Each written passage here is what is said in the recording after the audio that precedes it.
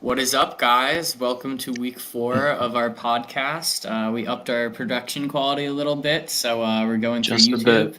instead of Instagram Live. How's it going, Ryan? How you doing today? I'm doing great, man. How are you? Doing pretty good. Having a pretty good week. Yeah. Not in poker necessarily, but it happens sometimes. Yeah, we're both having a pretty rough week. I don't know. I mean, I think we deal with it pretty well. We use our off time to do other things. Bryce and I have rediscovered Fortnite a bit. People who play Xbox are still garbage at it, so it's a lot of fun. Very much so. Yeah, Fortnite's a good way to de-tilt. We both Right, had horrible absolutely. nights Sunday. Yeah. And so in a little, we'll be having Evan on our podcast. But before we do that, we want to just discuss angle shooting. So I don't know how many of you guys follow Bart Hansen, but he released a video of angle shooting, and I think it's worth the watch. So we're going to pull that up real quick, and let's watch it.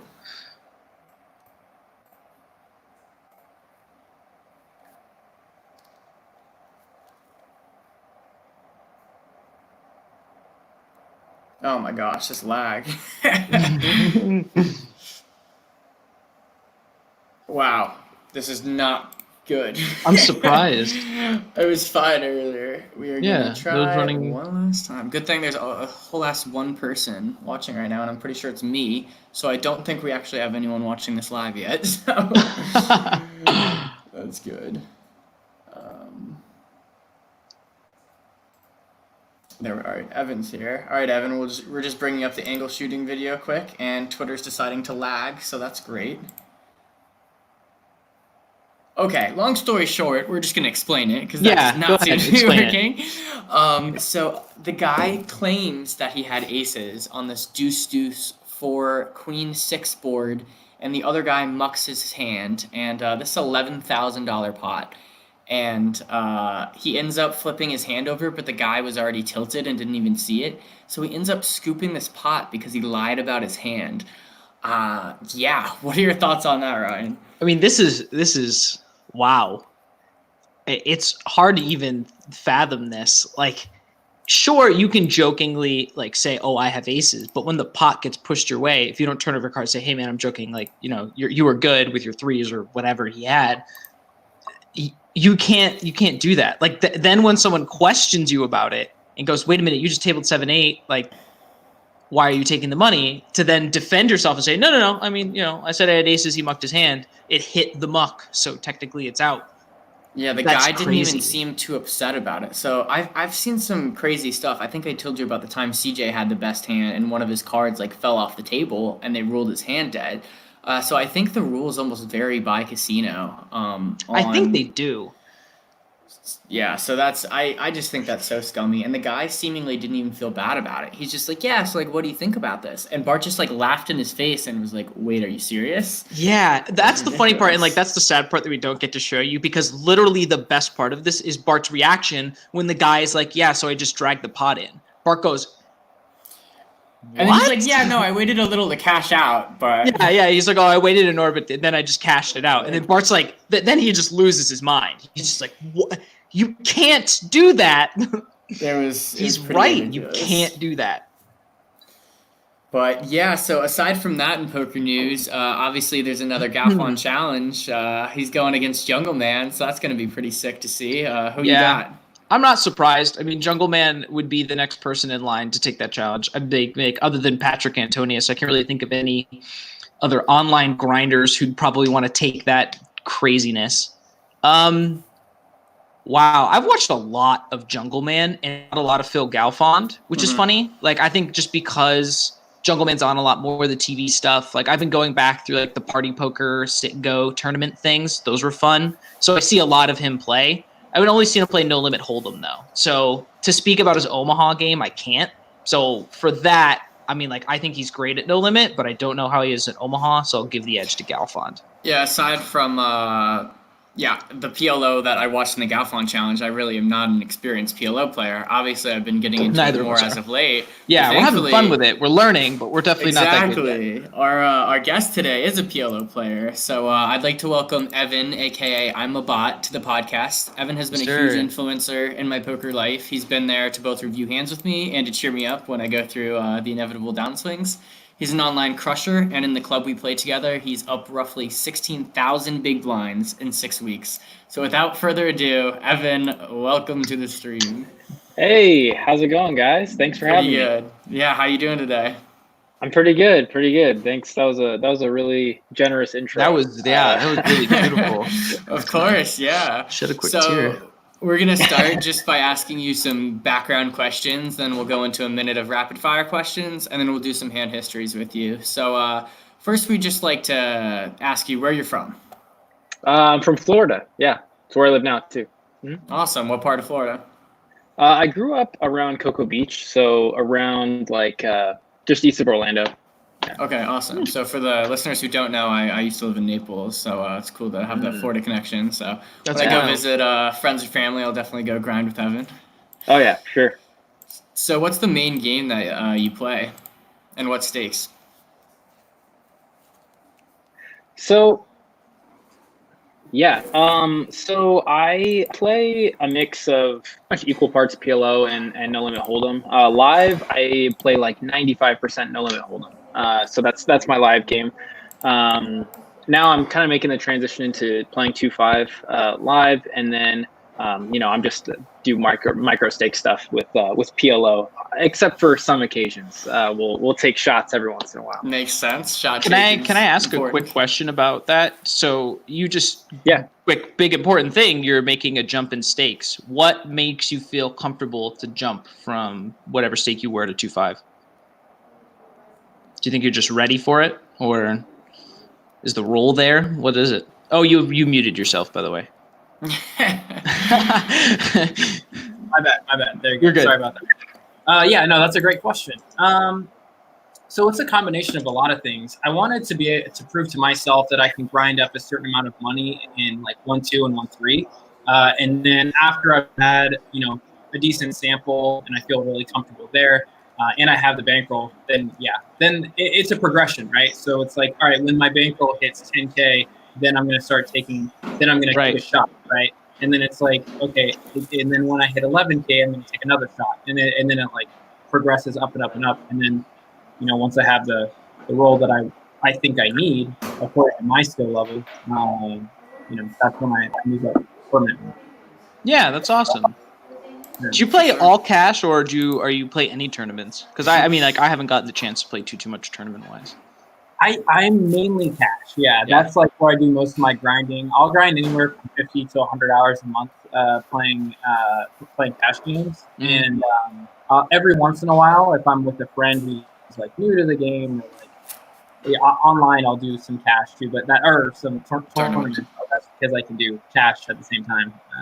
Makes sense. It's Variance is definitely lower, and while you're trying to grind up a bankroll, you almost want to view tournaments as shot taking, unless you're on these clubs that are really soft and you have a very big edge. Then obviously it's good to fire in every single tournament you can. Right. But that makes sense. I know we've talked about live tournaments and how you generally have stayed away from them, but hopefully in the future, as your bankroll gets up and you start to play them more, you get the tournament itch, because I know I definitely have gotten it more in the last few months. I think I've literally started to get it from playing online, and I'm pretty excited to see what happens when I go back to live. So for sure, yeah. Evan, you got to join us. Yeah, for sure. I'll start playing a few more live tournaments. Absolutely.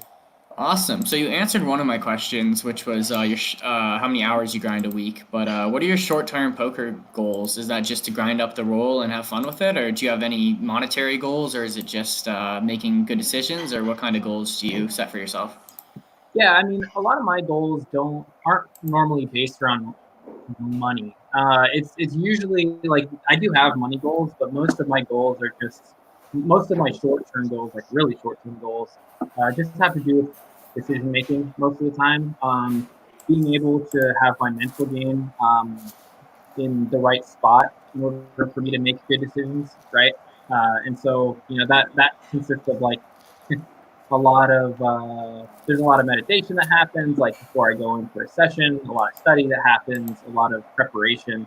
I try to treat poker a lot like a professional athlete would like treat something, right? And that's like, all right, I'm not just going to run onto the basketball court and just start playing the game, right? It's like I'm going to be like warming up for the hour before. I'm going to like make sure I'm mentally there, I'm physically there. So So those are a lot of my short-term goals, but there's a lot of pre-game preparation.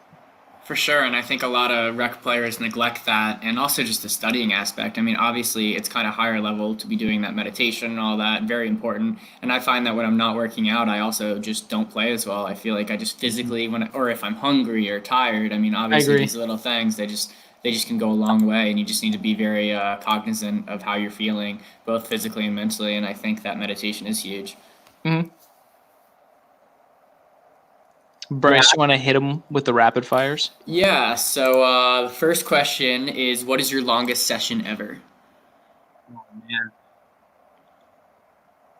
about 20 hours.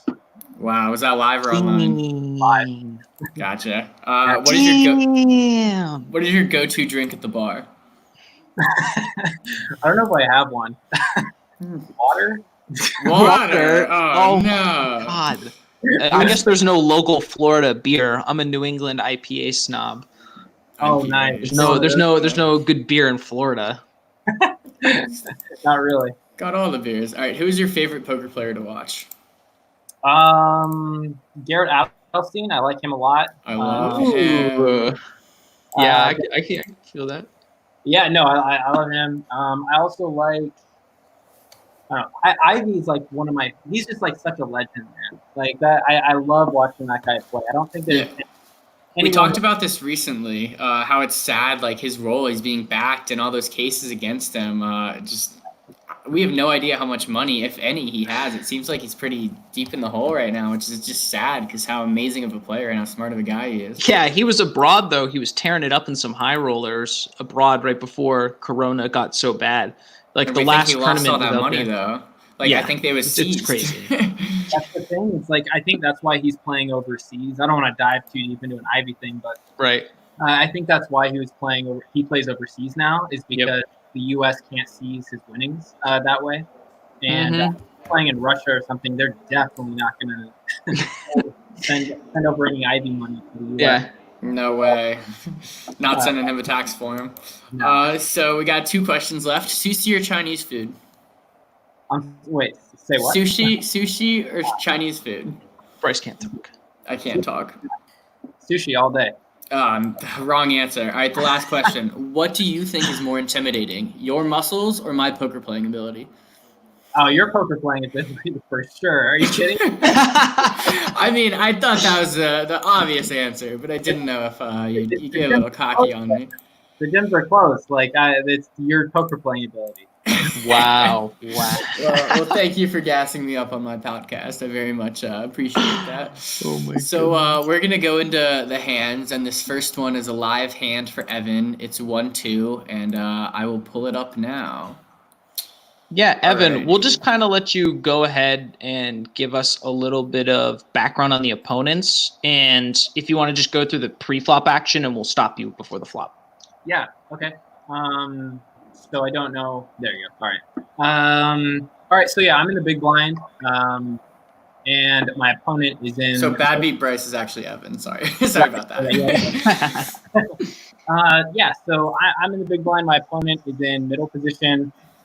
There's I think 1 or 2 limpers ahead of the middle position villain, and then the villain raises to 12. He was a really active player, not like super recreational.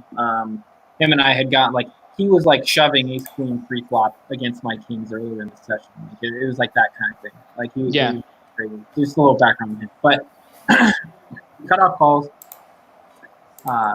Small blind folds, and then it's to me in the big blind, and I don't see any reason to raise here, so I flat, and I think one of the limpers flats.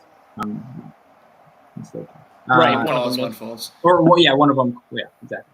So I think this is pretty standard raise, standard call. Not too much to discuss pre-flop. I think because it's 1-2, he did raise to 12. It was after a limper, though. I mean, Oh, the it was after a standard limper. is 3 or 4, and then you add. It was after 2 limpers, actually. So I think 12 is very standard. Never mind. Yeah. So the flop is pretty favorable. Queen 7-4, 2 spades, and I'll let Evan go from there. Yeah. Obviously, this is a really good flop for me. So I check. the the previous limper checks, and then the villain bets $45. The cutoff folds. First, this is like a really big size, or not? Yeah, I mean this is a big size. I mean it's like a full pot size bet almost. And so at this point, I'm thinking he either has an overpair or a queen, and so I'm thinking, okay, this is fine. I'm going to slow play this and see what he does on the turn, and so I call. Yeah, so I flat. Go ahead.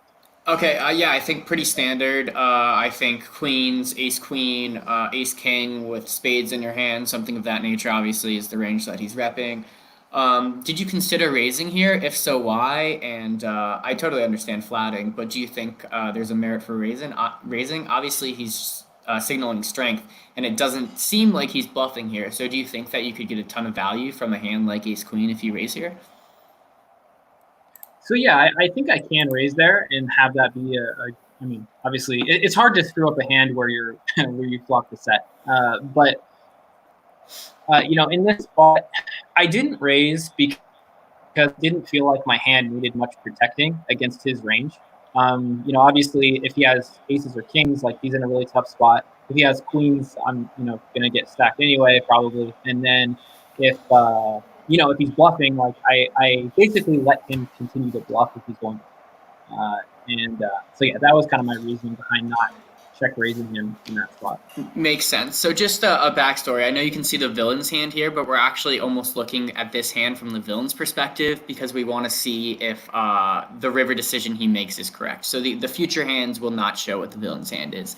So Evan's line here I do like. I think if there was a more obvious straight draw, like if the board was queen jack 9 2 spades, I would look to be or queen jack 7, I'd be looking to raise that more. Right. But because it's lower cards, I think that he's totally fine just flatting here, and hopefully we don't see a spade on the turn. Yeah, I think also as we move on to the turn that in these spots, depending upon the opponent, you can make partially that decision. So, if seat 3 is pretty snug, I don't think anyone's, no one's psycho enough to lay down top on this flop, but that you're not going to be able to get much out of him later. When you think a check raise, when the pot's bigger on the turn, might get you more money.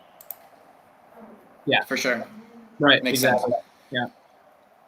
So the turn comes and it brings a Queen of Hearts. So Cash.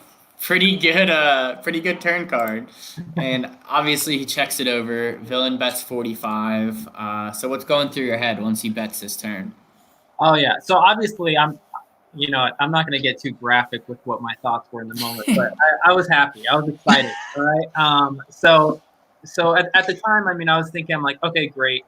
Me and this guy are, how deep? We're almost 400 big blinds deep at this point. Mm-hmm. Like, all right, we got to start thinking about how we're going to get this money in. And so when I check, I'm obviously planning to check raise, and when he bets 45, I'm pretty much sure that he has a queen at this point. At this point, I'm like, yeah. He shouldn't even be betting aces or kings here. He bets small. Yeah. He still could have aces or kings. That's what I'm saying. Is it odd how small he bets? So I actually saw that. I actually saw that as him trying to get thin value. So I was like, man, I think he's trying to get value from me here. Which if he's trying to get value from me, that means he definitely has a queen. And so at this point, I'm just resisting the urge to just jam, right, as we want to. But because I know he has a queen at this point almost all the time, and so obviously I look at my stack. I think, okay, so we're still pretty deep here. I need to make a check raise, but one that's going to set up an easy river shove. Right. So basically, I check raise into 200, thinking that at that price he's never going to fold a queen. If he will ever fold a queen, and then he folds. Yeah. So you've picked a huge sizing, obviously, and it totally sets up the river shove. I almost think you went a little big because if he does have ace king of spades or something of that nature, or even ace queen of spades, obviously he's never laying down ace queen of spades. But if he has ace king of spades, I think that if you go to 200, I think you fold that out. So I think the hands that you're getting to call you are the ace queens, king queens, but I think queen jack folds here. I think if he has queen jack and it's not queen jack of spades, I think he can find a laydown to a price of 200. I agree. I don't think you queen jack, raise queen here 10. with just like ace five of spades or something like that. Like unless you've just had a psycho table image, I don't know if he calls this huge turn raise. Obviously he does, and it works out for you because he's at top of his range. But yeah, I think it's almost a little big, but it does set up the river shove, which is what you wanted to accomplish. So if you get that full value, awesome. Right. I just think it's more because his turn bet here is so small that the pot's not big enough for this $200 sizing.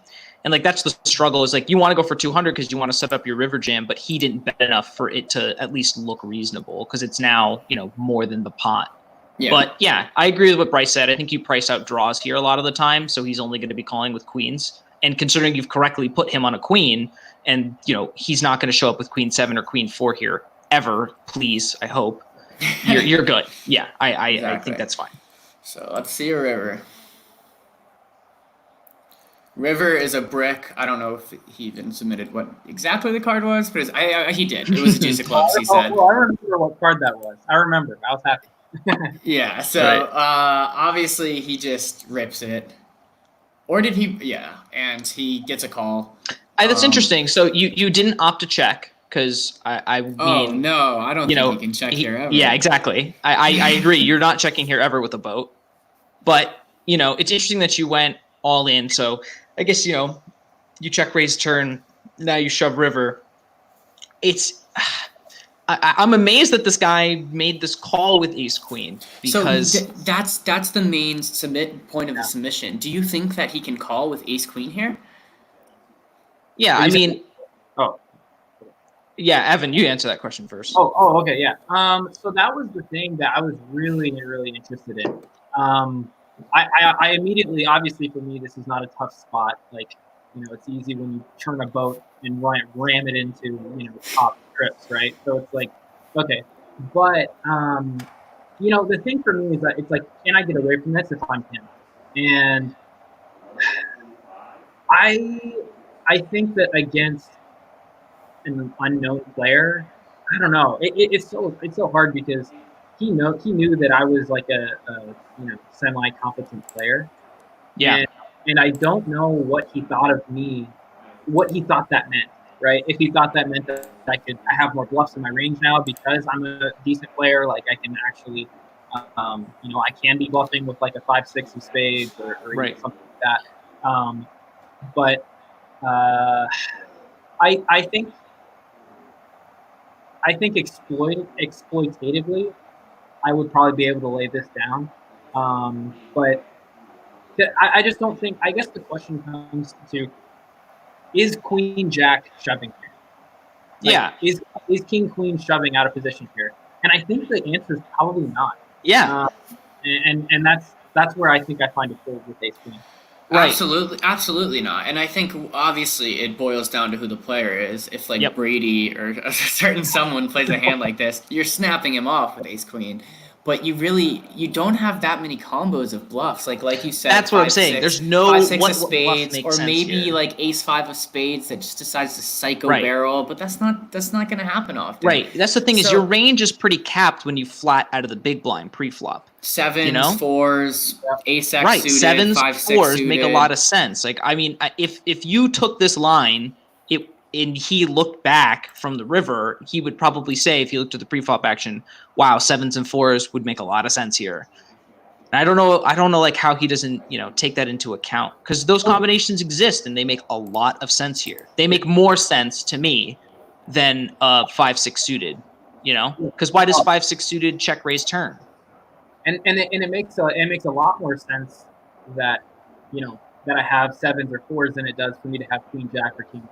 Exactly. And that was, and to give him credit, I actually like this guy. That's the funny thing. He was in the casino with like literally head to toe in Miami Dolphins. Love a Dolphins fan. Gotta love it. So I felt bad for him in that sense too. Yep.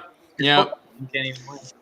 And so he was going through it for about 2 minutes. He went through. He's like, man, do you really have sevens here? Like, is this really like such a huge cooler? Like, whatever.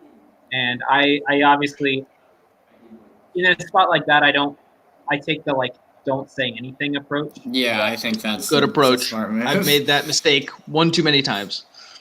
I've made it both ways, like where it works out, and I talk them into a call, and I talk them out of a call, and like Me too. But I didn't say anything to him, and I knew as like the time went on, the more likely it was for him to call.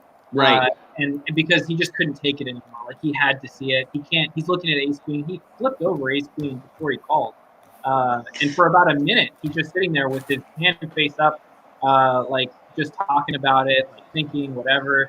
And then, I hate it when people do that though, because then you might get someone who else at the table to say something.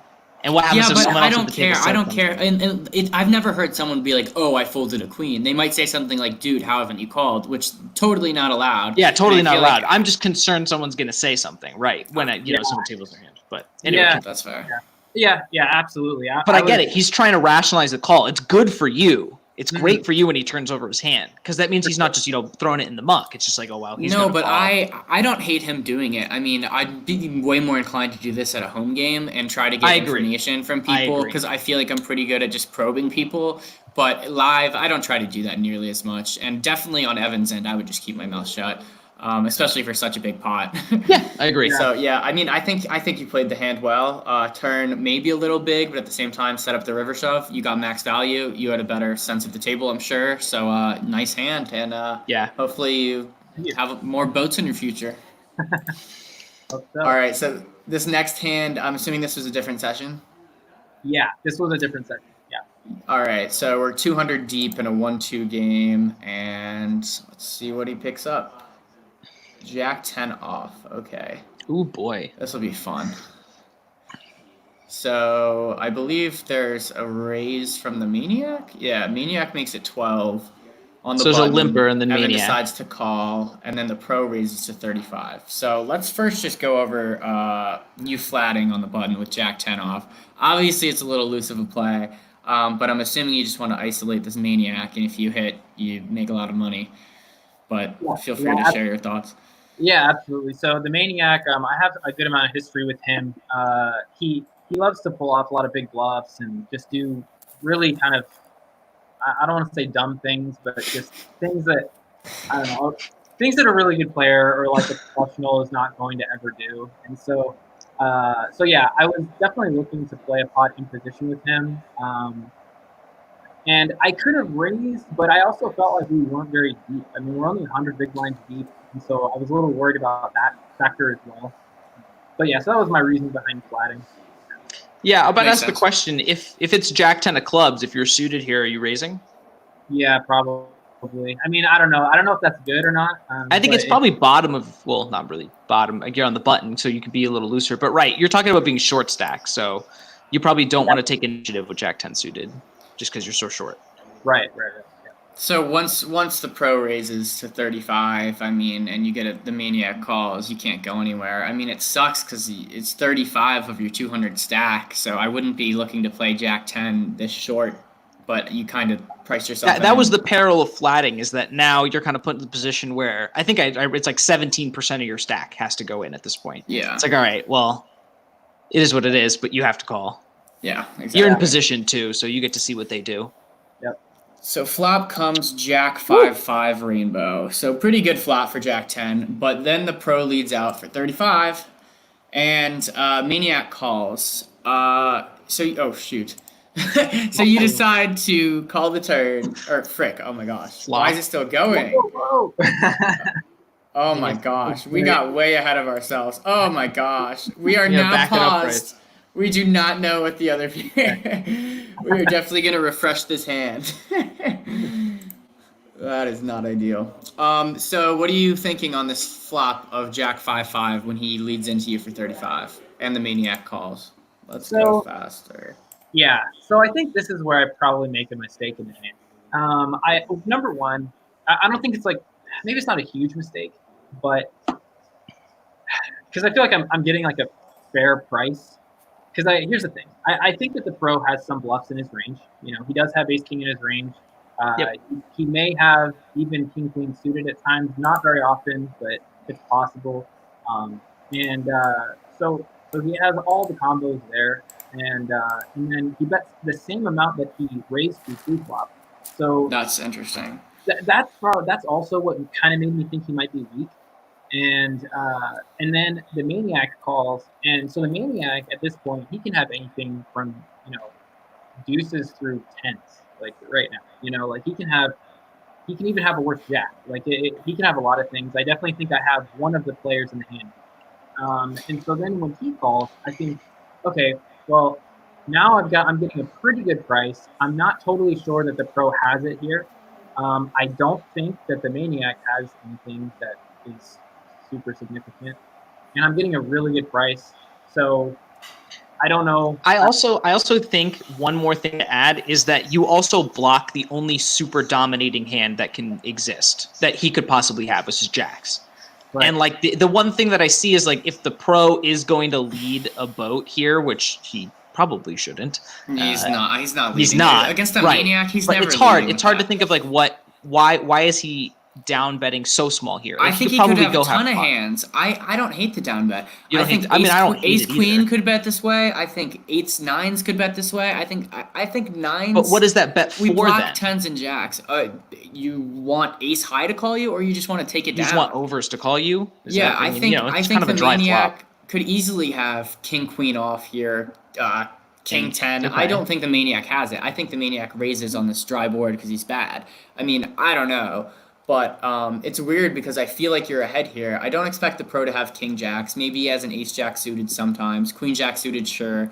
He definitely has the but nines, I mean, like, tens. we block a lot of. I mean, there's only two jacks available. There's a lot Yeah. of ace jack, king jack that he could have here, but I don't how much think he ace jack, raises king jack king is he jack. raising? Right. Yeah, That's what I'm exactly. saying. The pre-flop Exactly. raise kind of takes those combos out. Yeah, so It's two overs a lot. Calls, I agree with what you're calls saying. fine. Turn comes an ace. Pretty horrible card for you. And then the maniac checks, pro checks, maniac leads for 130, which pushes you all in. You can't like that turn card, but at the same time, you have to call 130 to win a pot that's now 344. So you're Little getting more, amazing yeah. odds against a maniac. I think it's fairly straightforward. I think you just have to call here. I don't know what percentage of the time you're good here, but what ace does he float you with? I mean, ace queen. I feel like ace queen suited almost re-raises. Ace king re-raises. Ace jack, maybe. I feel like he would re-raise flop me. I don't know. I feel like you're good here most of the time, which is the weird thing. Yeah, so there's definitely a lot of meta on this turn, and in this whole hand really. Meta. Because I have I love such a history with both players really. I think that the pro at this point either has pocket aces that he's now checking to get to not blow everyone off the hand when he has the essential nuts. Or he has a hand like kings or queens possibly. He could also have that he does not like the ace. That the hand that he was targeting before, possibly ace jack, something like that, is now is now beating him. So I think he's checking there to give up actually. And then the maniac, I know he likes to think that he's like a stinking player, I think, but he looked at the guy and I think that he jammed right away, and I do not think that was because he has an ace or a five. Yeah. And because of that, now I'm like, all right, I do think that the pro and the small blind has maybe with kings or queens or maybe a better jack sometimes, like they're something like that. But I know that he can't call this turn, especially after I called the shove on the button. So at that point, I'm thinking, I think this is a snap call because I think the maniac is trying to bluff the pro, and because of that, I think I have the maniac beat, and so I called, and the folded. And River was a brick, and Evan scoops. Did the What did the- maniac? Yeah, the I'm assuming maniac he was just no? mucked. So the maniac showed pocket tens, Oh yeah. Wow. Interesting. What was yeah, the board again, Bryce? It was Jack 5-5 Ace brick. yeah. So Wow. yeah, Jack Oh, 5-5, frick. ace. Yeah, and then I talked to the pro afterward, and I asked him about it because like him and I are, we're not like friends or anything, but we talk and stuff at the card room, and we're friendly there. I asked him like, man, what did you have there? And he was like, I had pocket nines actually, and I was like, oh wow, okay, so he's I getting think like, that makes a lot of sense for Yeah. his bet, for his Yeah. flop bet. yep, I think so too. Pre-flop, I mean, I play that the same way, but that's just because I love nines. Nines is my You're hand. crazy. Like Yeah, that's I don't know if you have to I have would some not 3-bet 3-bet bluffs. Evan's button with nines. Yeah, he's that's fair calling because it. I know Evan. I wouldn't do that with nines from the small blind. I don't Yeah. want to play that out of position. Yeah, So this last hand, we're actually gonna just have Evan stay on, partially being he was on the table. He's not in the hand, but I think he can offer some good feedback. Yes.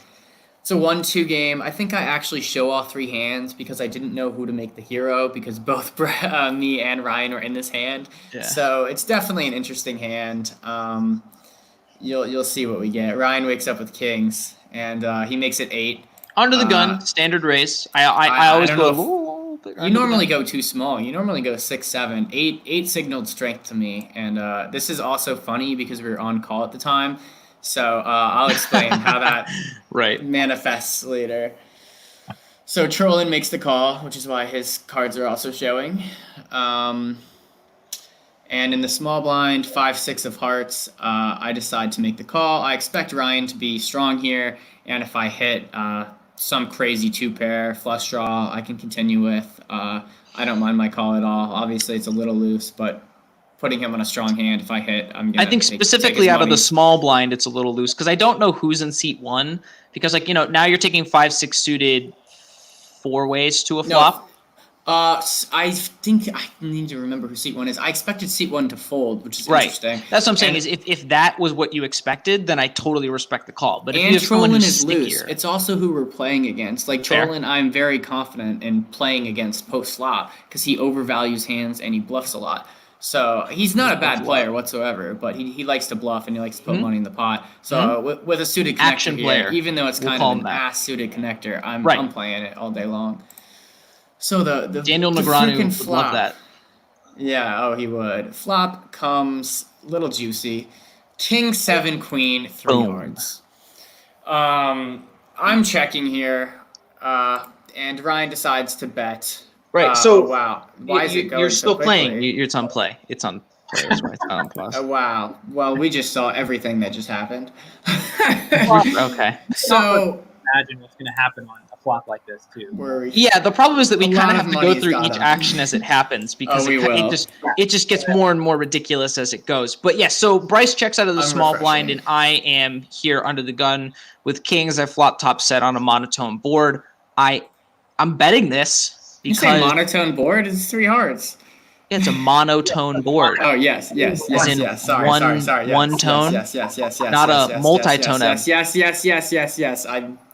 Yes. Monotone. Anyway. I understand. Yeah. So I mean, the funny part is like looking back at this hand, I think I make a mistake later, but I think betting out here with kings isn't the most unreasonable thing in the world. No, I think you totally have to bet. I have to bet. Right. That's what I think even 3 ways I have to bet because there's a lot that's here, and I think that because both of you flatted. I mean, right. The worst case scenario is that Bryce has something like 5-6 suited.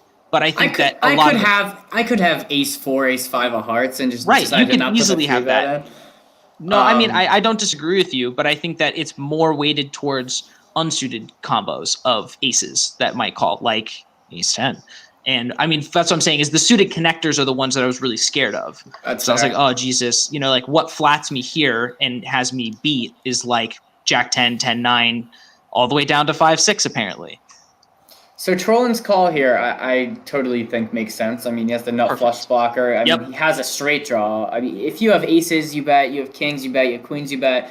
You have the thing is though, like you don't have many ace jack of hearts, and I don't think he does either. Yep. I think he has it way more than you have it. Mhm. But yeah, I just don't expect you guys to have that. So with 5-6 of hearts, I'm put in a tough spot. There's a bet and a call in front of me, and I quite literally say on call, Ryan, you have kings. I'm gonna price you. It was the most ridiculous thing too, because I was sitting there, I was just like, I can't believe he just called it perfectly. Like I'm he like, just I knows don't know exactly what what I he's gonna have. bet. He has kings or queens here, and I got lucky, thought he had kings, and I think I just have to make him pay to see a turn. Obviously, if he boats up, he's good, but I'm gonna charge him for it. Right. So I Your decide to raise makes raise. perfect sense. Flopping a flush, like I you know, raised to 52, and it's Yeah. almost small, but I'm pretty damn confident I'm good, and that's setting up a turn. Just rip. I'm gonna rip it on every single turn. So I just wanted some value, and you call and troll and shoves. this is where it all goes downhill, right? Like I could have flatted here, Trolling could have flatted behind with the ace high flush draw, and we could have seen a turn. But I'm in agony. Like him raising, yeah, he blocks it, so I wonder what he thinks I have here. But like, I think he must think I have a flush. Like, I'm not gonna raise a set here. I'm just that's not. what I'm saying. So do I have 10 jack of hearts, straight flush draw? I mean, I don't know. He doesn't have much behind, so I guess if he's gonna put any more money in the pot, he wants to put max pressure now. But I just don't Right. think When it I'm goes folding check, often. bet, call, re-raise, or you check raise, like what are the So odds you have anything other than a flush? Yeah, exactly. I'm in agony when he jams, but like I feel like he'd want to charge with the nut flush draw. He'd want to Right. charge kings, and I don't. If he has ace jack, that's really the only combo he should have. I guess he could have 10 jack of hearts here that just doesn't want to let it go, but I don't know. He doesn't have that much behind, so I just stack off here.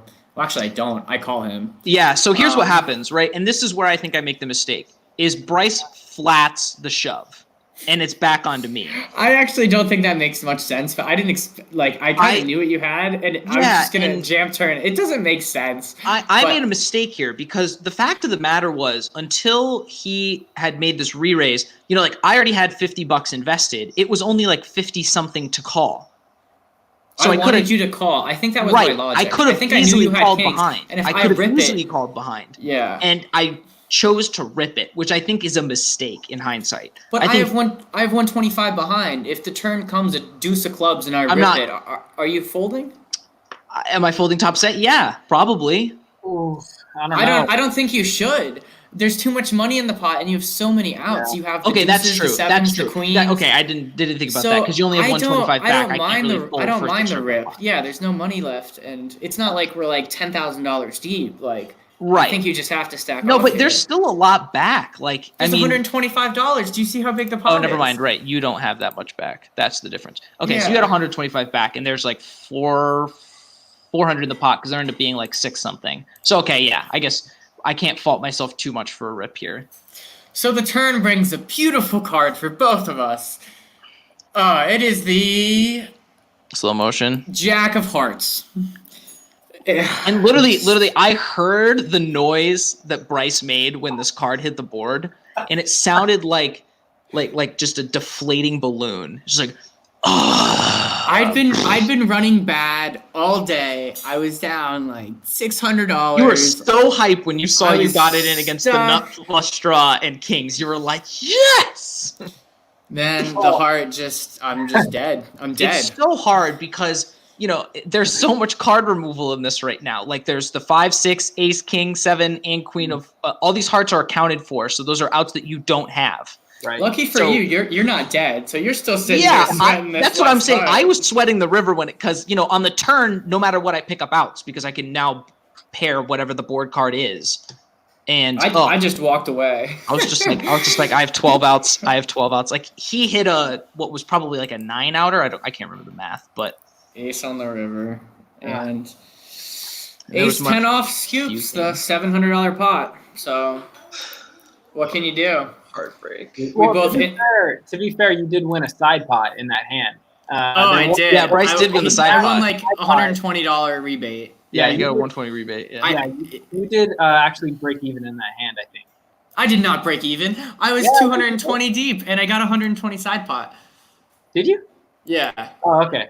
All right. But, Well, whatever. I lost like $100, but it stunk. Oh, wow. Yeah, I lost a lot more than that, and it stunk a lot worse. Yeah. Well, you think top set's good there? Yeah, I think top set's good there. move? Ever should have just laid it down pre-flop. King's under the gun. Goodbye. Yeah. Yeah, It played itself. I think it did. I think that's part of the problem is that this kind of hand tends to play itself when this situation occurs. I think, it would have been fine if Trollin had flatted and the jack comes on the turn and then, not all this money had to go in. But because Trollin shoved, the rest of the money was going in. Like, there's just no way, given the hands Bryce and I had, that the money was going in. I don't know. I think I wanted to explain my turn call because I think if the board wasn't exactly what it was, I think I can get away from it. Right. If the king and the queen weren't there, I don't think I make this call. And someone actually messaged me. They're like, "Oh, like if this was PLO, I was snap folding." I was like, "Obviously, if this was PLO, I'm snap folding." Like, is that a question?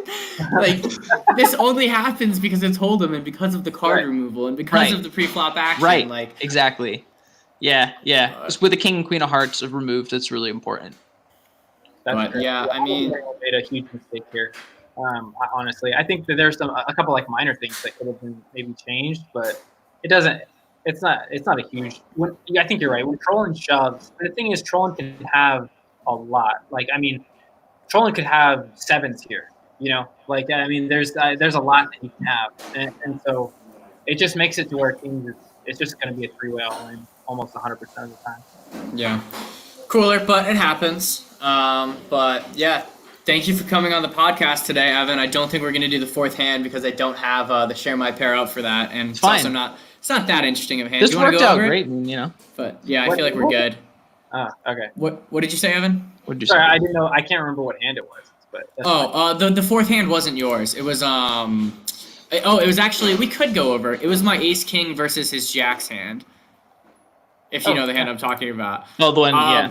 I actually don't remember. So let me pull it up. Okay. Oh, you definitely remember it because we talked about it earlier. I don't think Ryan was on call with me, but he wasn't at the. I don't know if you're at the table. No, I was at the table. I was there. Anyways, so it was really crazy. You can bring it up on the screen, can't you? I don't know if I have everything written out. I don't. So I'm just gonna talk about it. You can wing it. Just zoom in so people can see, and then wing it. Sure. So middle position, I have ace king off, and people just love to call my raises, so I can go bigger than literally anyone on the table and get calls. It's annoying. So I raised a 330, and I get a call from c4 in the hijack and Fanakai in the cutoff. And the flop comes 10-4-6, two clubs. And I play this hand really interestingly. I normally don't play a hand like this, but I want to explain my logic. So I bet 480 into 20. Very small. What bets like this, you ask? Well, ace king bets like this, apparently. But I think I'd bet a pair plus flush draw here is almost what I'm repping. Yep. I feel like ace 10 of clubs, I would bet this exact way. King 10 of clubs, queen 10, obviously, all those hands. And I expect this not to hit their range often at all. Fanakai, I feel like, might have some of the sets here, but he plays very tight, very straightforward, and I expect him to fold to virtually any bet on the flop. So I'm really just trying to go heads up against c4. Actually, I'm obviously just trying to get them both to fold, but c4 makes a call, and when he calls, I don't expect him to have that many tens, and if he does, it might be 10 jack, 9-10, something of that nature. So I still feel like I can get him off this hand depending on what the turn card is. So yeah, what do you guys think of that line so far? Yeah. So I like it. I like the small bet here with the ace king because I think you're keeping his range really wide. You're making it to where he can call you with a lot of different things that he might not normally be able to call you with, but that he will probably end up holding on later streets. Right? Exactly. So obviously I'm not planning to bet fold. I'm planning to barrel basically the whole way. Yeah, I think the thing is, like, also you've bet so small that you also make it seem like you have ace king, or you have like a club draw here or a pair plus club draw because you're setting a good price for yourself for someone to call and you to hit. Exactly. So you're gonna get calls from hands like sevens, eights, things like that probably wouldn't call. Jack queen even 2 overs. Yeah, could 2 overs is probably here. calling that because you're getting pretty good odds here. Yeah. So c4 makes the call, Fanakai folds, and the turn comes a 7 of diamonds. So the board is now 10-4-6-7, 2 clubs, 2 diamonds. I actually wish I'd sized up a little on the turn, so I end up betting 13-20 just because I feel like this card didn't help him. I don't expect him to have 8-9 for a gut shot. I mean, he could have it and call, but pre-flop, I don't see him calling 330 with 8-9. I mean, maybe if it's suited, but I feel like I feel like this is just better for my range in the sense that it shouldn't have hit his. Not even in the sense that it helps mine, but I feel like if I have the ace 10, the pairs plus flush draws, he shouldn't have many sevens here and he shouldn't have many straights. So I'm basically just continuing the story that I have him beat. Right, and that's another thing too, is that the hands that we talked about that he might call you with on the flop may have picked up outs here. Eights picks up outs, nines picks up outs. So hands like that can now call something that's maybe a little bit bigger because now they've picked up more outs than just, it's hitting a set on the river. The thing is, if he calls me here, I don't expect him to have, a straight or even like ace 10. I feel like I should have heard from by now. Right. So I I'm agree. putting him on a brick river. I just want to like rip it. Or even if it's a diamond, I don't expect him to have too many backdoor diamond draws. So I expect to just barrel 80% of rivers. So the river comes a 9 of diamonds, bringing 4 to a straight. Flush gets there. Everything gets there. So I decide to bet 31 into 46, and he tanks really long, and he comments something. I think he says in the chat, "I have jacks," which obviously, yeah, he did. I don't love to hear, but at the same time, I think he can get away from jacks like most of the time here. Unless he's putting me on 10 plus a club draw, like I don't know how he can call this. Am I really gonna go for that sized value with a 10? I'm not. With 4 to a straight and a backdoor flush draw getting there, I don't bet that. So I guess in that sense it polarizes my range. But I think I have the straights, the flushes, the overpairs, the 9-10. I just don't know if he can profitably make this call most of the time. And Evan talked to me about it today, and he's like, this guy just doesn't like to lay down hands, especially on the river. He's a little bit of a Nemi, but I think Nemi folds this hand. I agree. I think against higher level pros, he finds the fold. I think this is a hero call. What does he beat? Like, tell me a hand that play ace king. What else plays it this way? And bets 3 streets, especially in lower stakes, I feel like you find players normally don't 3-barrel bluff. Obviously some like people are capable of it, but on this board too, like I'm shocked he made the call. I didn't put him on jacks. I didn't put him that strong, but nice call. Well, I think for my opinion on the hand, so I think on the river you're right. I think that he should definitely be laying down jacks here. I don't see what he thinks he's beating, other than literally ace king. And the issue that I find in the hand, when he said, "Oh, I hate jacks" in the chat, I was like, "Oh no!" I was like, because I was like, "Okay, if Bryce has it." I thought he was calling. Yeah. I thought he was calling. When he said that, I was like, he's got jacks. He's never gonna fold an overpair. Are you kidding? And I think that's where a lot of guys like the three of us, right? Like that's where we make a lot of our money in poker, is people not being able to fold hands like this. And I think that's why this hand in this moment is a mistake, right? Because I don't want to get too deep into strategy, but like no, go for it. We could got an hour time frame. That's not why, but like I don't. I'm dead. I think that it's just like basically so much of the money that's going to be made in the micros and even in low stakes is from value hands, right? Now we have to look at why is that. It's because people don't like to fold. They overvalue and they overpay for their equity in a hand, right? And so like jacks has very little equity, if not zero equity in this hand, almost the whole way. And so, for a guy like that, I think that's why it's a mistake, because it's really going to be hard for him to fold that. And then also, this is the last point. I think the 9 river is really, I think that's actually really good for his range, right? I think that he can have 9-10. I think that he can have flush draws. I think that he can have all of those hands. And that's why I probably would have given up. Now, if I had known he had jacks, I shove. I go bigger. I actually That's don't what I'm regret thinking. betting. I wish I'd gone Right. bigger. I was about to And say, Ryan, I I was give him more talking fold to equity. Ryan. I was like, I want to make it look value-y, but I also want him to fold. And I sized up above what Ryan thought I should put it at. I was like, look, I'm going for this. Right, And, right. Because I also wasn't factoring in the fact that it was, he's making a pretty significant bluff here. Yeah. I think it depends on who it is, though. I think it totally depends on who it is. I think T-Bone calls me off here. I think Trolling calls me off here. I think Ryan folds. I fold. Don't have enough meta with you, Evan, but I think you fold too. I think you because I don't think I make this bluff that often. Right. So I think that helped my image. Sure, I bluff hands way more than most people in the club, but I don't think I bluff this hand on this board often at all.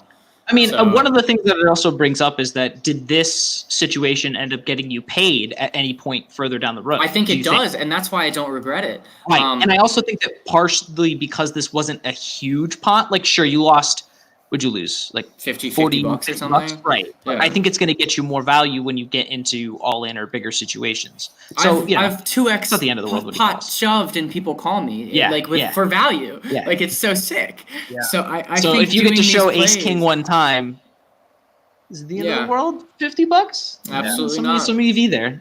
That's the thing is, like, if people think you're incapable of bluffing, then they're just not going to call you in these spots because you always have it. Our Right? Paul. Like, that's what I'm saying. Is like, I have to incorporate more bluffs into my game because people literally call me Ryan the Rock.